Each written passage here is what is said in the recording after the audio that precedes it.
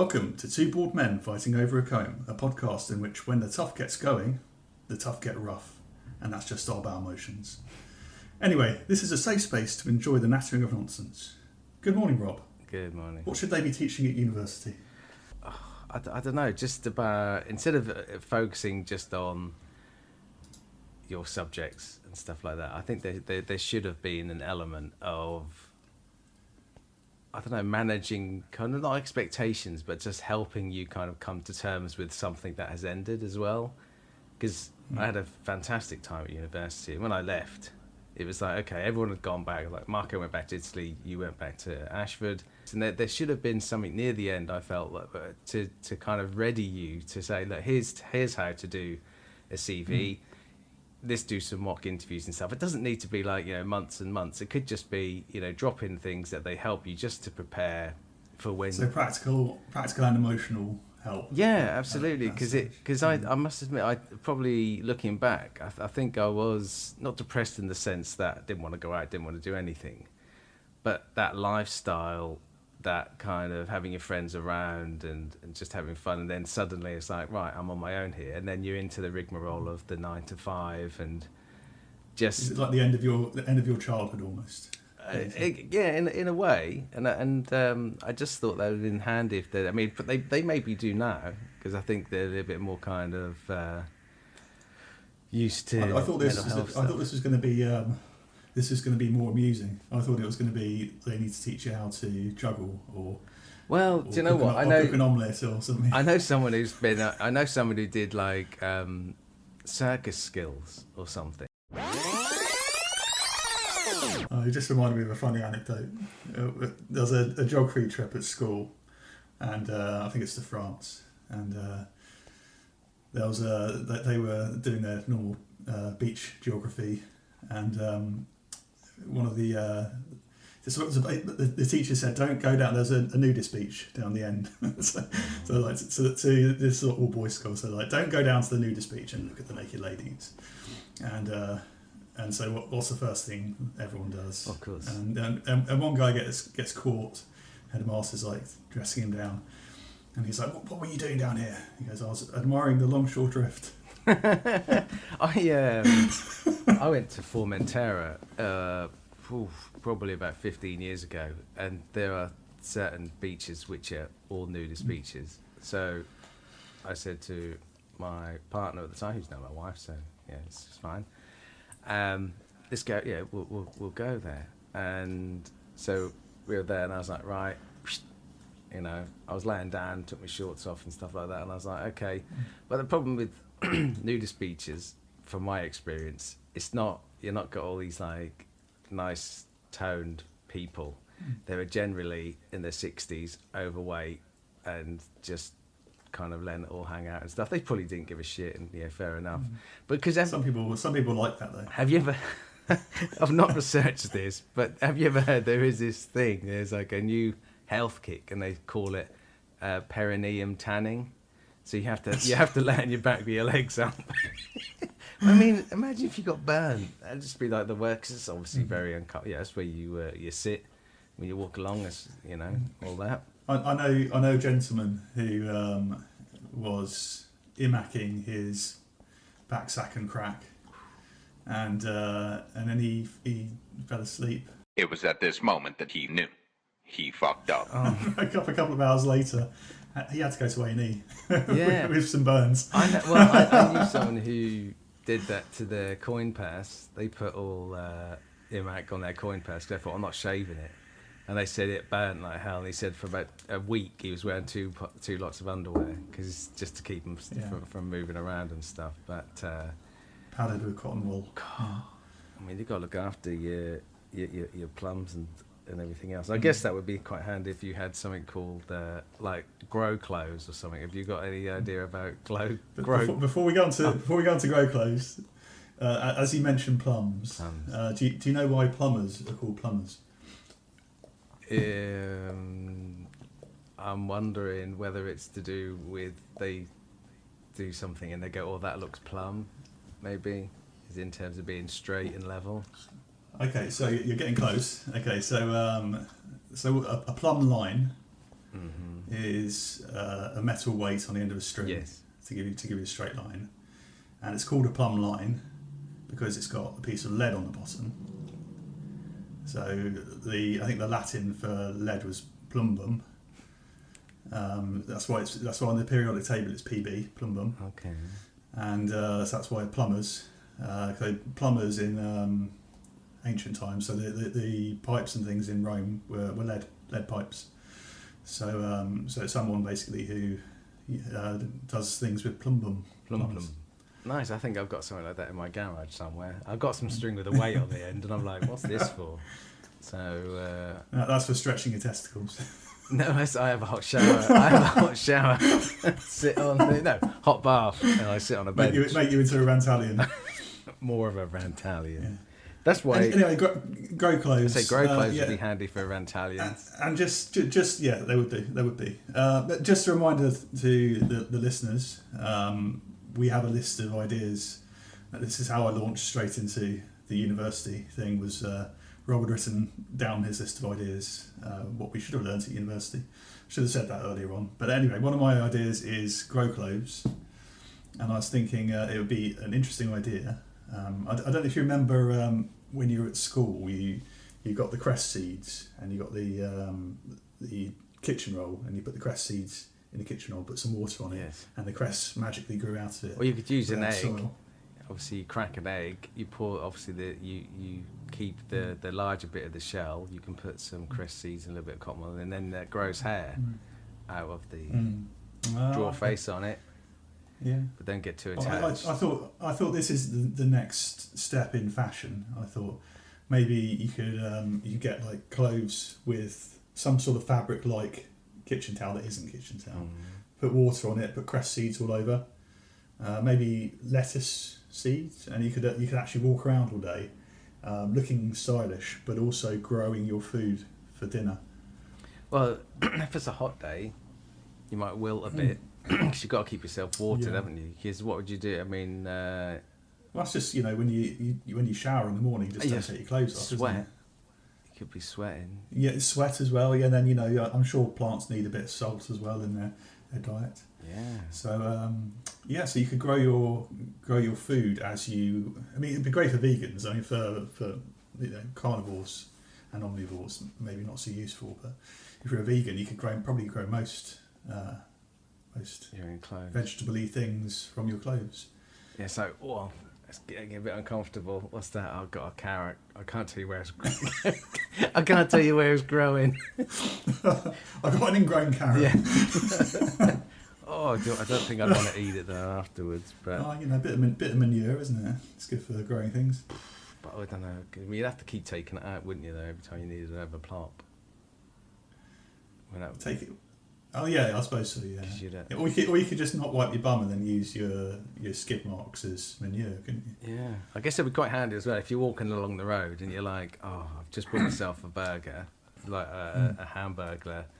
Bit of rocket. And you think, well, you're just like, I just got this burger with obviously the onion and the gherkin and the ketchup. And you go, it's only a bit of salad. Someone's walking past you.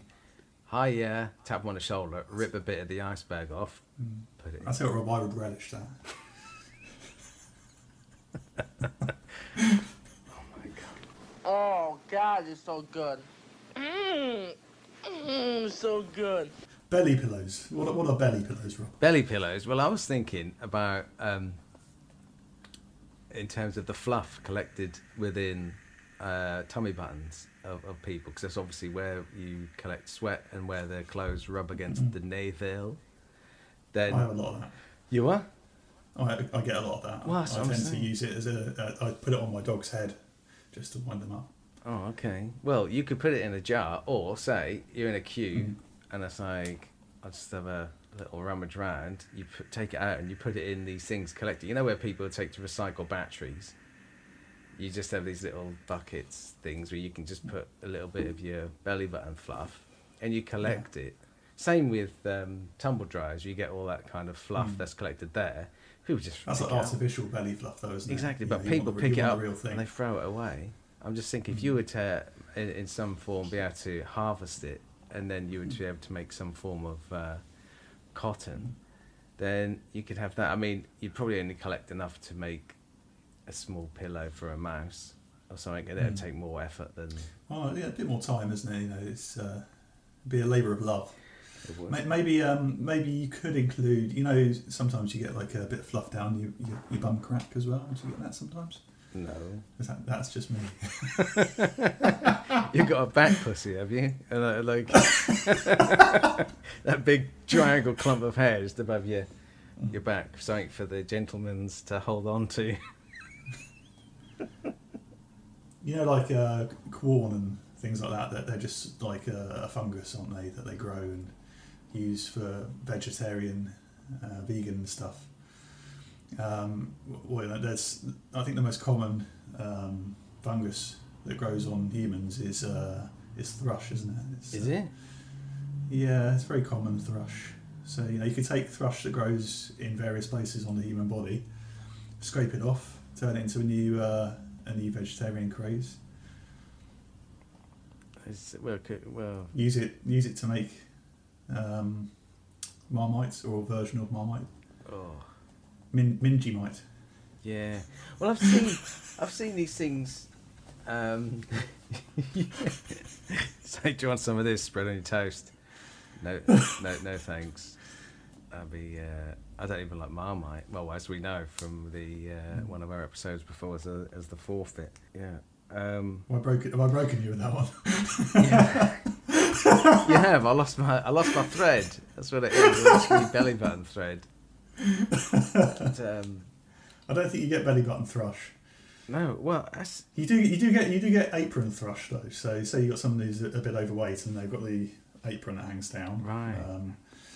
Underneath that, where it gets sweaty, it's a good area for thrush to accumulate. And does thrush smell? Because I've noticed when I've been previously when I've been on the underground, in the summer, there have been some portly people, and they've let off a bit of a Portland Square. Yeah, they've kind of let off a bit of a pong, and I've always found it to be quite a consistent smell. Not that I go up to them and I'm going anything like that, but does thrush smell then? Not since you got arrested. No, exactly. I moved out of London. It's like, you know, I can't. It's like, this is okay in Norwich. Yeah, what do you mean I can't take the underground? How am I going to get to work? Yeah, well, so I didn't realise that. So I guess it's just like an antifungal cream then would get rid of that. Antifungal cream, yeah. If you have it, you can get it on your tongue as well. You know, you get white spots on your tongue. Yeah. All thrush, all those type of things. Yeah, so that's, you know, if you take antibiotics and things like that, it can reduce your oral flora and make it more make it a more habitable place for the thrush to grow, because they're competing less. Oh, well, on the subject of the body, phantom haemorrhoids. Oh, this is an idea that came actually in the last podcast. We didn't record it, but you leave my arsehole out of this. This has been a very arse-centered podcast so far, but I think most of carrots. ours are, I think we've got a hidden agenda. Hidden issues here. Yeah, but no.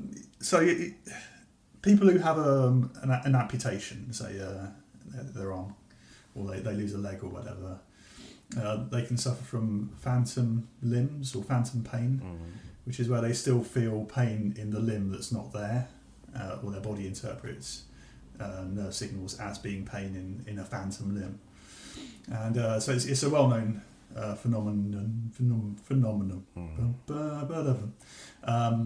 It's a well-known one of them. But yeah, I was thinking haemorrhoids. When you have the haemorrhoids that sort of dangle outside of the bum, so external haemorrhoids, the treatment for that is to tie them up with stuff like dental floss, so cut the blood flow off to the haemorrhoid, and then they drop off after a couple of days. So I was thinking haemorrhoids hurt a lot. So if you do that, would you get phantom haemorrhoids for the ones that you've amputated? What do you think? Well, I've never heard of it, and I'm wondering whether, because I guess with the phantom, when you say a limb, being removed. Is that where the nerve is damaged, per se? And so that's why that. I think so. Yeah. So with your haemorrhoids, I mean, I know there's lots of nerve endings around that kind of around the hoop. Then with that, I mean, I guess it could be. I mean, I don't know. I mean, I've never thought about it. It's not something I've ever needed to do. But I just wondered. That's because you get your wife to do it for you. Well, actually, I just get a little rat normally, and they gnaw it off. Hurts like hell. But, how much do you pay that rat to do that? I let him off the rent for that week. Like, you feed him a little bit of cheese. Yeah, a bit cheese. Well, apparently, I don't know if it's like mice. They like chocolate more than they do cheese. I remember when I was at grammar school, my friend, he had a mouse in his garage, or some mice in his in his garage. Is this your grammar school education coming out? Yes. And he said, "Oh, I've got one in a trap." And so naturally, I went round there to see this mouse. Obviously, got his head kind of caught in this trap, and it tried to pull itself away. So there was this like thin line. So you had the head, thin line, and a body. And then he was like, we were like, "Oh, what's that scurrying around?" And we could hear like these mice kind of scurrying about. So I picked up this metal pole, and I saw it shoot up the wall. So I was like, whack, whack, whack, trying to get it, but I was hitting it so hard, then the metal pole was actually making my hands ache. And then the mouse jumped towards me, so then I moved back, and I ended up rolling over the bonnet of his mum's car. This sounds quite action hero. That was, and then we couldn't. I mean, then I think the mouse was a bit like, oh, you know, I had a near death experience. That's what I put that down to. So it was like, right, we're just going to leave the mice be. Rob, have I ever told you my story about how I glassed a cat? I don't know if this is something that you want to be sharing with not just me. Well, I just heard about you attacking an animal. I thought, well, I'll tell you my story about how I attacked an animal. I tried. I didn't connect. I must admit, I didn't connect. It sounds to me like you. When I moved to Nottingham, I lived in this slightly rough area. I thought you can say cattery. That's a bad place. Old sort of terraced Victorian houses, and we had 2 cats at the time. And the cat flap to this place wasn't one of those ones with the microchips. So like all the local bruiser cats used to come in and just beat the hell out of our cats and piss everywhere and stuff. So it was rather unpleasant. But there was one particular cat who was a little bastard, little bruiser, white and ginger thing. And he's the one who did the most beating up and general pissing everywhere. So I'm like, I'm gonna fuck you up. Yeah, so one day I'm like, I'm going to scare this cat. I'm going to make it so it doesn't. Rather than going out and saying I need to buy a different cat flap, I'm like, I'm going to scare this cat. I'm going to make sure he doesn't come back. So it's like a long galley kitchen, and I put the cat flap so you can come in but you can go out.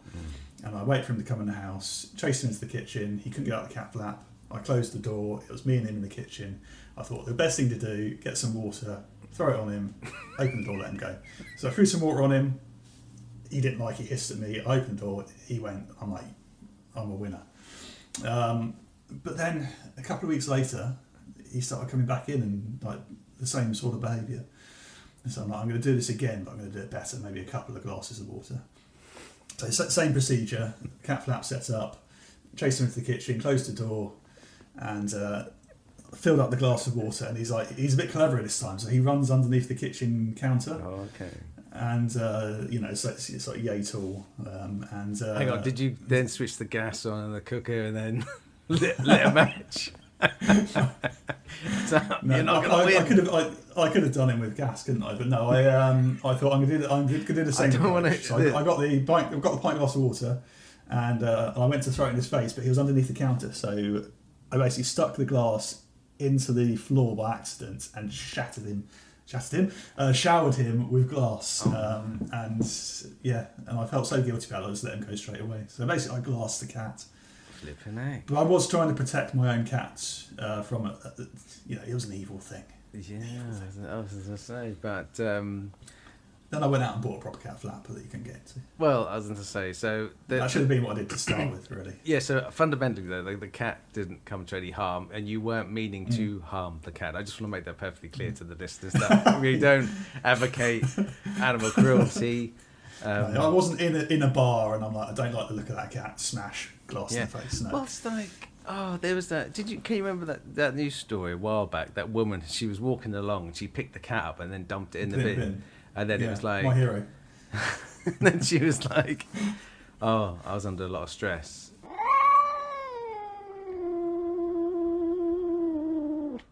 Go on, pick out one of mine. I just did. Phantom haemorrhoids. It's your turn. Oh, okay. Is it my turn to pick one of yours out then? Is it? Okay. 48-hour deodorant. That's what I can't understand. Right? How often do you bathe? How often do you wash? Once a week.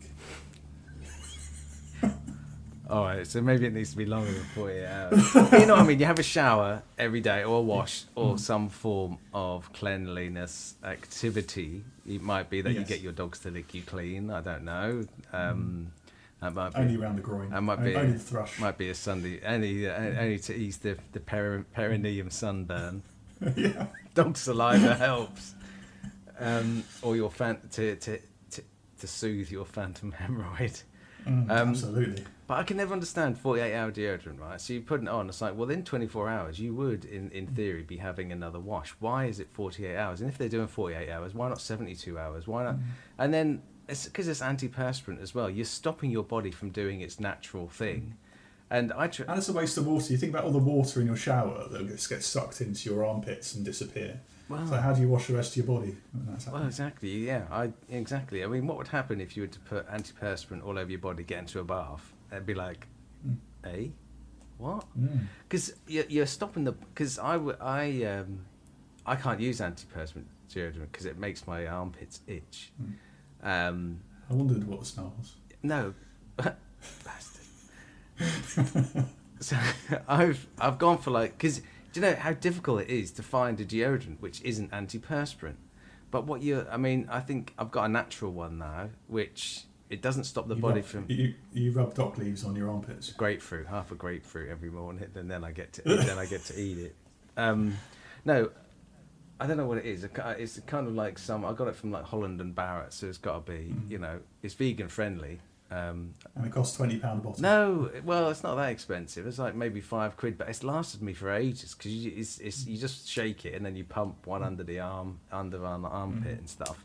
But it took me ages to find anything. But what I'm trying to say is you're stopping your body from doing something that it needs to do, which is sweat. Because if you can't sweat under your arms, then what it is you start sweating everywhere else. It might be that if you use antiperspirant deodorant, Thomas, you're stopping your armpits from sweat, and that's why you sweat around your arse crack, and that's where you're getting fluff from your arse.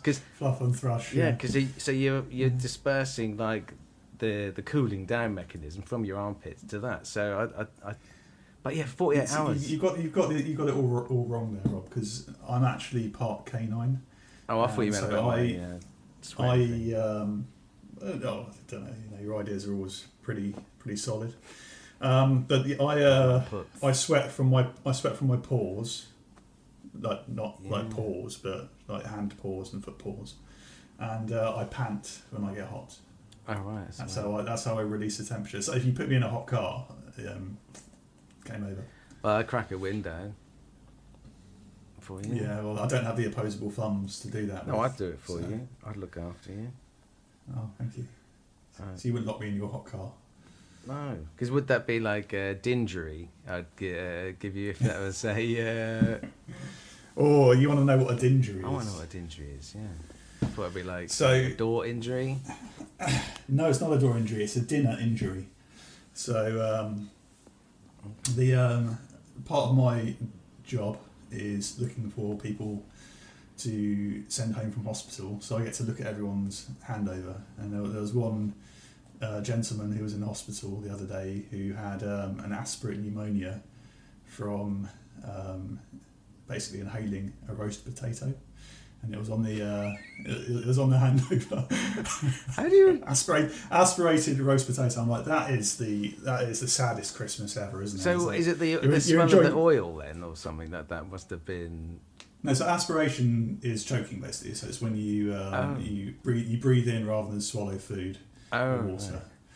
And so he's basically had some roast potato go into his windpipe rather than his esophagus, and he's got any food that gets into your lungs, it just grows bacteria and gives you pneumonia basically. Blimey! So, he gobbled his Christmas yes. dinner up too quickly to try and watch he gobbled his Christmas watch to watch the King's Speech. King's Yeah, not Speech. Queen's Speech. It is. So he was in hospital after Christmas with a roast potato aspiration. So I was thinking that counts as a dinjury, dinner injury. I was thinking, what other dinjuries could you have? Biting your tongue. Biting your tongue. Yeah. That is really painful. I'll tell you Or what, your cheek. I was reading in my research for this episode. I don't know how I got onto it. I was reading about funny deaths, and you heard of a guy, the Pinkerton Company in America, who did all of the stuff, the Wild West, with all the. It was some sort of company with security and railroads and things. Oh yeah. And the guy who started the company, Mr. Pinkerton, he fell over and cut his tongue really badly with his teeth. Oof. And he got gangrene and died from his tongue injury. But that's not really a dinjury because it wasn't during dinner; it was during his walk to work. It might be walk to dinner. I don't know. Can you remember? But yeah, biting your tongue could be a dinjury. Then what about? And I don't know if I've mentioned this in one of the earlier episodes. There's a French dude who is in the Guinness World Record books, whatever, or however that's rearranged as a sentence. And he eats metal, like he can chomp through like a little Cessna plane or something, right? And what's always kind of made me think is, it's okay him eating it.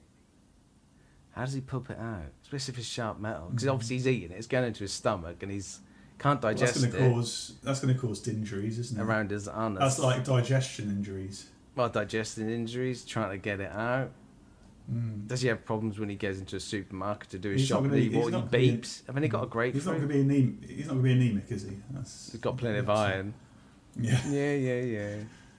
Yeah, so that reminds me of because you said about Guinness records. Another guy who died in quite an interesting fashion. He was the Guinness World Record holder for length of beard, and there was a fire in his building, and he panicked and ran out. And rather than sort of fold his beard up and run out holding it like this, he tripped over his beard and broke his neck. Oh my God! Imagine that. That'd just be... So yeah, this is the depth of the research for this podcast. I mean, this is stuff we don't even. Well, I wasn't going to even use. What lockjaw? Can you get lockjaw if you tried to take a big bite of a tasty baguette or cramp? Have you ever got cramp in the underscore or under? I get it when I yawn sometimes. I get cramp in my neck. I also always get cramp in my first mouthful. In my jaw, I always get cramp in my jaw because there's something wrong with my jaw basically. Cause you need to warm it up first, then maybe, or something. No, just always first mouthful. So it's like if someone's cooked something really nice for me. So I got around for a dinner party with a beautiful lady. That's not she cooks. It's not happening, but she cooks me a lovely meal, and I sit down to eat it. First mouthful, I'll get cramp in my jaw, and it looks like I'm not enjoying the food very much. Oh, because you go. So basically. So so I'll have to stick my head below the table for the first mouthful, and she's like, "What's he doing?" It's like, he's just filleting himself. It's like, oh, hang on a minute, I just dropped some of my belly button fluff on the floor. I need to. My friend's collecting it. But okay, dinjuries. What other dinjuries could you get? I mean, maybe just sticking your fork accidentally through your tongue or something. So maybe somebody could stab you with a fork or something like that. Is it? Are these self-inflicted injuries? Not necessarily. It's just an injury. An injury incurred. That's not the right word. An injury. I can't find the word. That you get. What about a champagne cork maybe popping off? Oh yeah, popping into your eye. Or someone else's eye or something like that. You could do that. That could be a dinjury.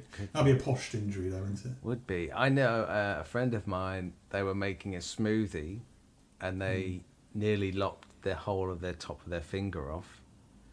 That's in the preparation. Does it count? I'm talking more about the actual act of eating. Oh right. Well, there's was it President Bush? He choked on a bit of pretzel, didn't he? Mm-hmm. So I guess there is that.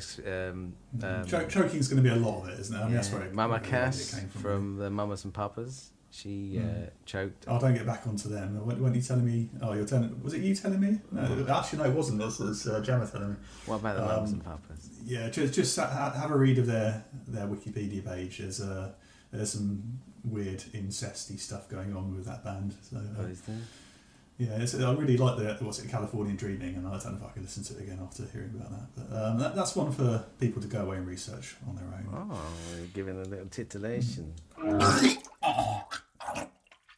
Holograms, Rob. You've written on the Mindless Map. You've written down hologram. Holograms. Oh, there was something on the BBC, and they were saying about how Elvis. They're going to tour this thing with Elvis, and they're going to use a hologram of him, and he's going to be on stage, and it's going to, see the Elvis thing, and then from exactly, and then I started to think about who else had done that. And it was ABBA did their Voyage tour or whatever it was. Oh, I love ABBA. Do you? I don't mind their greatest hits. I couldn't listen to, like an album because I think I'd probably get a bit fed up with it. Absolute geniuses. Oh no, absolutely. Because I think there's the museum in Sweden, and it's got a live feed into. Is it Benny? Who's the keyboardist or? Benny and Bjorn, isn't it? Well, yeah, it's one or the other, isn't it? Bjorn was a guitarist. So it must be Benny. So, and that would have a live stream to his music room, or connected to like his piano. So because he'd go in there every day and just start like tinkling on the ivories, having a piss on his keyboard, basically. And so their tour, you were sat down and you were watching holograms of them performing, and I just thought to myself, how is that a concert? You're getting back to like we're going back to Roger. We also talk about Roger Waters, but you're going back to The Wall, aren't you? With didn't they play one song where they're behind the wall and then there are people with masks on, their masks on, playing in front of you? Oh, that is at the beginning, isn't it? And they will come on with masks, and the wall kind of falls down, doesn't it? And then you get the real Pink Floyd, and then they get slowly built up. But what I'm saying is, you've got physical people there, and it's that whole, they're wearing a mask, and you could put anyone there. But they're real. As long as you know what you're going to see, you're going to see a pre-recorded piece of music being. It's like we're going to watch a film, really, isn't it? Well, exactly. But you're paying probably about 10 times as much to see a hologram. If you're prepared to pay it, I mean, I think there are lots of people out there who would. I just don't know because for me it's like, well, it's not real, is it? It's not. I might as well just stay at home, get a Blu-ray DVD.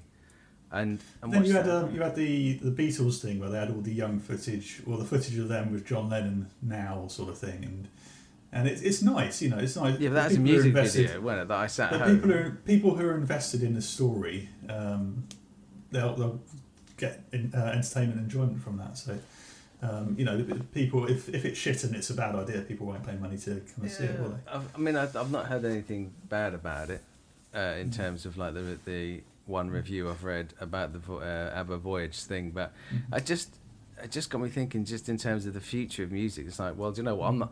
I could tour, or I could just pay for a hologram to go around and do it all, and everyone will be like, oh yeah, adoration. I'd like to see a hologram of Elvis dying whilst having a turd at Graceland. Oh, apparently it was the consistency of a brick, wasn't it, or something like that. That's why he really kind of like heaved to get it out, and obviously, and all the drugs he'd been taking his whole life.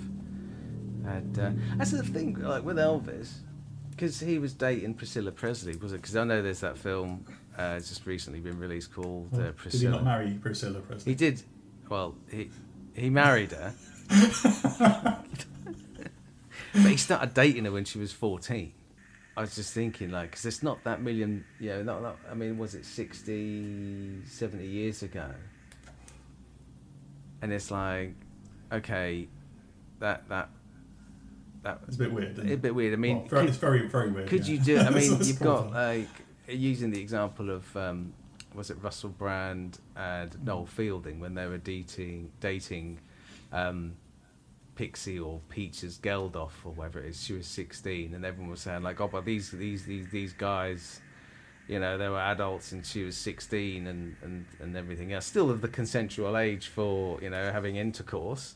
But a 14-year-old and this 20-something guy, and I don't know. I mean, it's statutory rape, isn't it? Yeah, but they said, oh, well, they didn't do anything. Of course, they're going to not say that because they've got to protect the kind of Elvis estate, because you know that Priscilla Presley's obviously got some stake in that. Of course, she does. Now, obviously, her daughter's died, but there's all these things of like everyone's protecting like the estates, and just on that, it's like where you've got.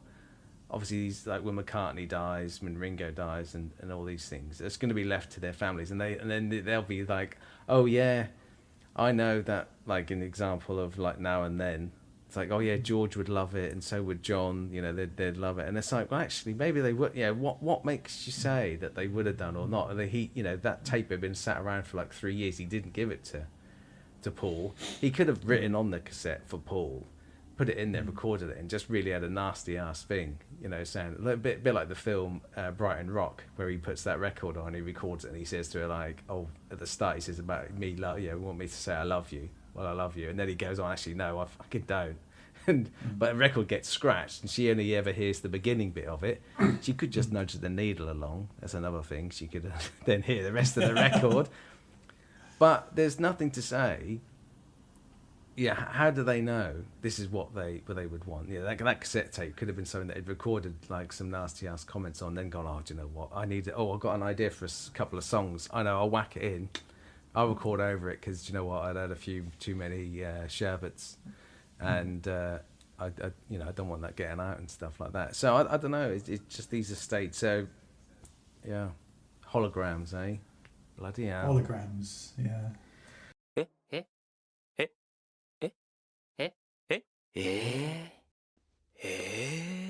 What is Dolph? Or I've got in brackets here, Desmond Potter. Okay. This is like a mind thread I went down earlier in the week when I was driving into work. We talked, was it last week or the week before, about Dolph Lundgren? Oh, in He-Man. In He-Man, yeah. And I was thinking, Dolph. Is that his real name, or is that short for Rudolph? That's the first thing that came to my head, was Rudolph. It's like, is his name Rudolph Lundgren? And that would be why he would change it to Dolph, because Dolph sounds more... Absolutely. Then I'm like, what if it isn't Rudolph? What if it's Adolf? He's Adolf Lundgren. Oh, flipping egg. And he's a bit like, well, I don't really want to be associated with Adolf Hitler. And this sort of got me onto Adolf Hitler. If you were to not tell if somebody didn't know who Adolf Hitler was, and you would say someone with the name Adolf Hitler, are they going to be a nice guy or an arsehole? You know, are they going to be a crazy psychopath who does genocide, or are they going to be someone who, I don't know, picks flowers and skips in the field? You know, the name sounds a little bit evil, doesn't it, Adolf Hitler? Yes, it does. So I thought, if he was called Rudolf Hitler instead of Adolf Hitler, would he have been as evil? He probably would have been just as evil. I don't think the name would constitute. I don't know, because he was a bit of a painter, wasn't he? He's an animal lover and a painter, but he was an artist who no one really got his artwork, and he never really made anything out of it. So if he'd been embraced by the lovey community in Germany. He came out of the World War One upset because he'd fought in a war and upset about the Treaty of Versailles. But someone said, "I love your paintings, Rudolph. Can you paint me this or paint?" And he became a famous artiste and went along those. A famous artist, and that way. And it was Rudolf Hitler would be entirely different. This got me thinking about names, evil names, and I was thinking if you were to be an authoritarian fascist leader in England, it would be really convenient if your name was Desmond Potter, because then you'd be despot, wouldn't you? Well, yeah, I've thought of that. I mean, it's not something I have aspirations to do. But it's interesting what you were saying. So just going back to the Desmond Hitler, Rudolf Hitler. Rudolf. That it was obviously the circumstances, wasn't it, that he experienced after the First World War, and then he was in jail and he was like destitute, wasn't he? And he was seeing all the Jewish people around him, Well, he was in jail because he did lots of bad things politically. Is that when he wrote Mein Kampf, My Struggle? Yeah, when he's in jail, but he wasn't in jail like randomly. He was in jail because he did some. Nasty. Did some Yeah, well, stuff. absolutely. But then I think that it all stemmed from his kind of environment reinforced perhaps his belief structure and stuff like that, and his kind of what he experienced and everything else. So what I'm trying to ascertain is that if his upbringing was different as his experience of life, you are suggesting that he wouldn't have. I'm just trying to think. Was he born evil, or was it the set of circumstances that made him one of the most evilest people ever to set foot on the earth? Yeah, we just don't know whether people are born evil or whether it's all. I saw a TV program which had some research about psychopathy, and it looks at someone's genes, and it looks at how certain people will have a predisposition to become psychopaths, but there needs to be the environmental elements as well. So, for example, there'll be a particular genetic makeup, but there'll be things like head trauma as a child, and then obviously abuse and things growing up. So, and then at the same time, the study was looking at how that there are people who have got the genetics, have got the background, but then don't turn out to be psychopaths, because you can be a psychopath and then not do anything psychopathic. So people turn out different ways. So I think there needs to be a lot of stars that align for an Adolf Hitler. It's not just who he was; it's the opportunity and how the society was at the time that enabled him.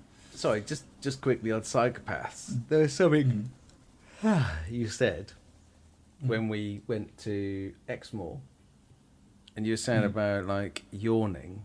That what was it again? That psychopaths, because they show no empathy, It's infectious yawns is thought to be a sign of empathy. So if someone yawns, you yawn as well.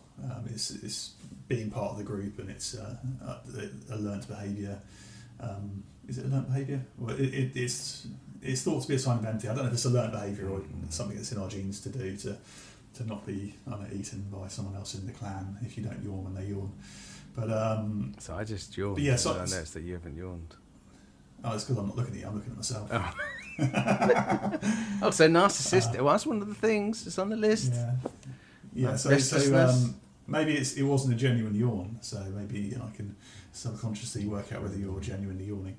But yeah, it's if you're on a first date, say ladies with a man, and you want to know whether he's a controlling psychopath, just do a few yawns, and see if he yawns as well. And they might think, oh, she's uninterested. I'd like to yawn, but I really like it, and I'm going to stifle it. So I'm just gonna just got to pick up some fluff on the floor for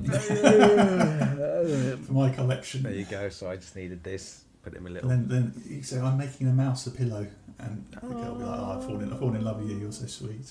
I fucking hate mice. And then you come out with the story about how you chased a mouse around. I was listening to this podcast, right? After decapitating another one. It's like, so that idea that I had about mouse pillows, you won't believe it, but someone glassed the cat. Would you believe? Would you believe it? Okay, so what are winter glasses, Robert? So winter glasses is an idea that I've had, and it stems from that seasonal affective disorder. Sad. And vitamin D. Obviously, they say vitamin D is important. In the summer, we wear sunglasses to protect our eyes from UV. And I just thought, as an idea, excuse me, is to have glasses which have very tiny Excuse me. oh, yeah, empathy. You're not a psychopath.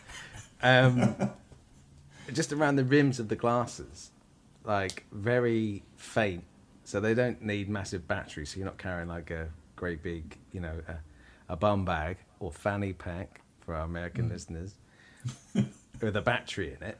And what they do is they emit just a little bit of light to kind of give your eyes that. I know obviously the whole body needs to absorb vitamin D and everything else, but sad boxes work in so much that your eyes are getting more light.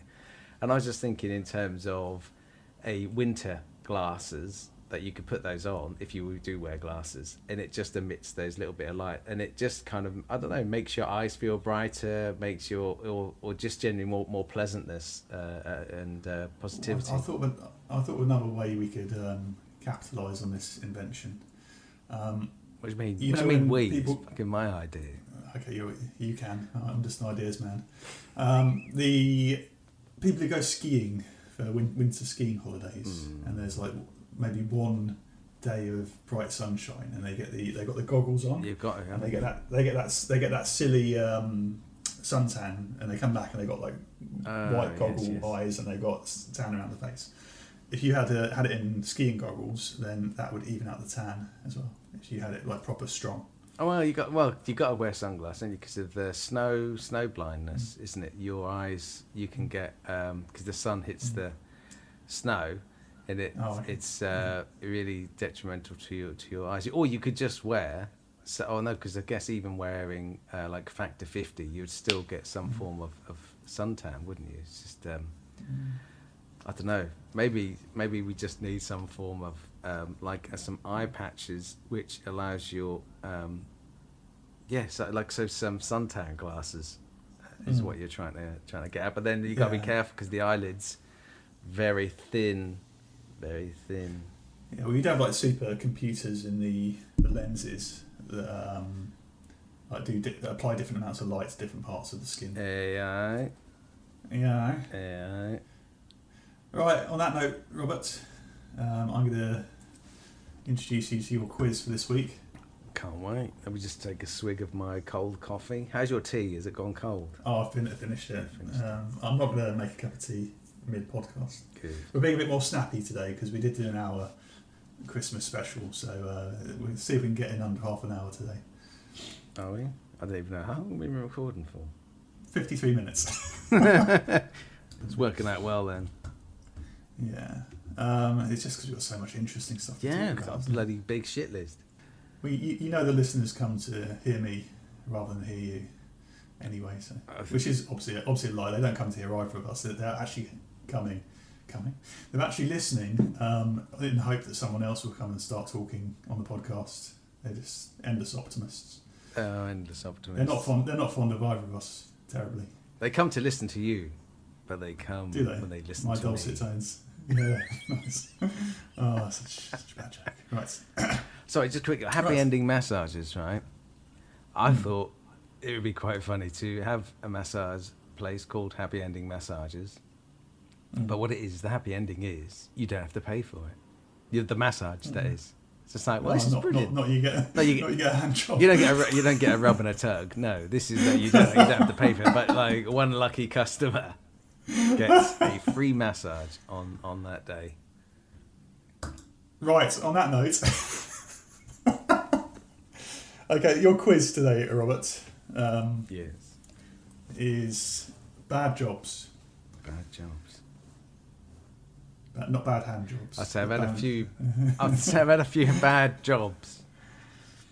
So this is celebrities. I picked 5 celebrities, and I've got a choice of 3, with one being correct. Bad jobs they might have done, and you need to pick out the one they actually did. All right. Before they were famous. What's the forfeit? So the forfeit is it being New Year and us having made lots of lovely resolutions. I thought that maybe we need to be more fit, more healthy. So for each question there will be an exercise task that needs to be performed before the next question. I'm not. I can't. I'm knackered. I was up in my attic yesterday in the smallest of all All right. That's not how it works. All You right. can't just say, Fine. no, Fine. I'm not doing the forfeit. All right. Okay. And I've written down the order, so I don't know which ones you're going to get right, which ones you're going to get wrong. All right. But obviously, if you get it right, I do the exercise. You get it wrong. All right. Right. So first celebrity, Rod Stewart. So Rod Stewart was A, a rent boy, B, a gravedigger, or C, an abattoir assistant. C, an abattoir assistant. Rod Stewart was a gravedigger. Fuck. Right, so the first exercise is 10 press-ups, please. Oh, Jesus. It's going to be an hour-long episode now. It's got to move my chair out of the bloody way. Right, you can't see me, but I'm doing them. All right. We'll be able to hear it. 1, 2, 3, 4, 5, 6, 7, 8, 9, 10. I could not see him doing that, so... I did 10. Let's have a look at your face. Are you sweating? I'm wearing my big Lebowski jumper. I'm bloody sweating. Of course I am. I've got the heating's on as well. Right, we'll move on then. Well done. Rob. So, number 2, Whoopi Goldberg. Whoopi Goldberg was A, a party clown, B, a crime scene cleaner, or C, a mortuary beautician. Mortuary beautician. Right, I've got to do 10 sit-ups. Yes! Thank God. Oh, God, I hate sit-ups as well. This This is going to make my dogs sit up and take notice. Oh my God. Oh, that isn't- I'm going to do crunches because I can't do sit-ups. You're going to do crunches. All right, 1, 2, 3, 4, 5, 6, 7, 8, 9, 10.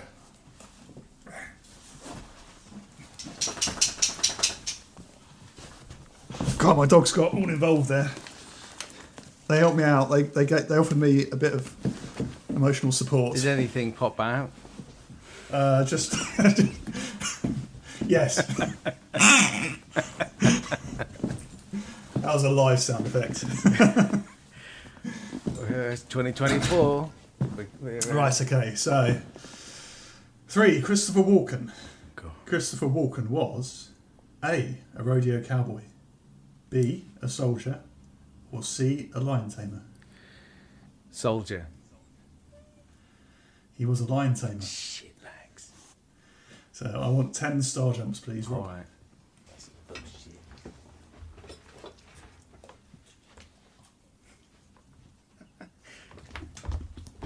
Two, God, look three, at those moves bouncing.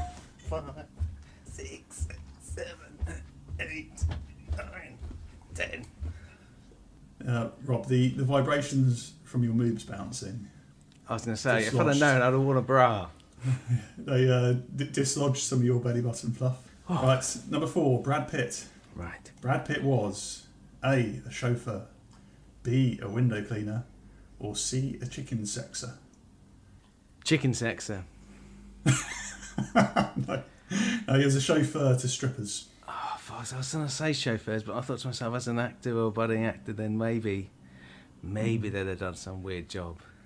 Chicken sexing is apparently a well-paid profession because it's quite hard to determine whether a chicken is a male or a female. Oh, you don't have to have sex with the chicken. No, not. All right. No, they're well known for choking the chicken. Right. Anyway, that I want you to do 10 squats. With these knees. All right. You might hear some clicking. All right. 10 bloody squats. 1, 2, 3, 4. I can't go any lower. 5. Oh, I'll start again then.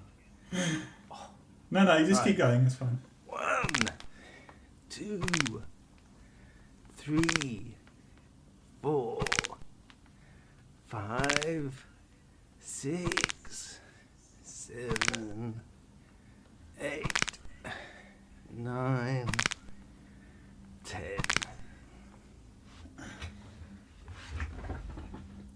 Oh, squeezed out the top end. I thought I was going to do a little squeak here. How's the prolapse? Oh, it's hang on. Back in. Right, so question 5. See, I'm doing you a lot of good here, Rob. No, you you're know. not. You're not doing me a lot of good. It's annoying me. I feel like a good friend. See, I'm like your personal trainer. Yes.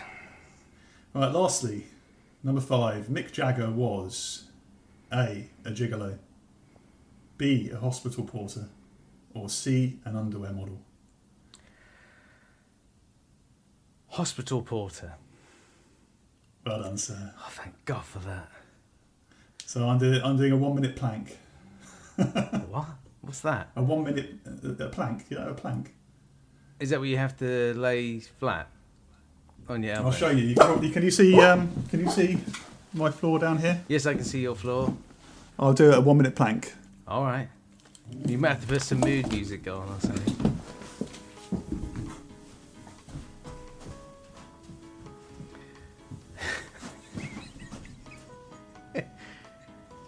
You look like Bruce Versailles. Oh, you meant a plank? Is a plank normally curved?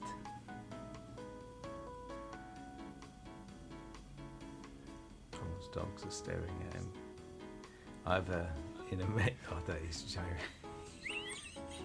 He's thrusting a little bit there, ladies and gentlemen. But no, I don't know if his dogs are staring at him in confusion or amazement.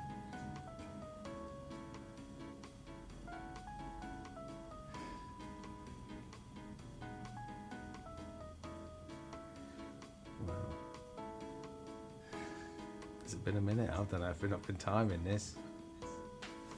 Oh, I think Tom has.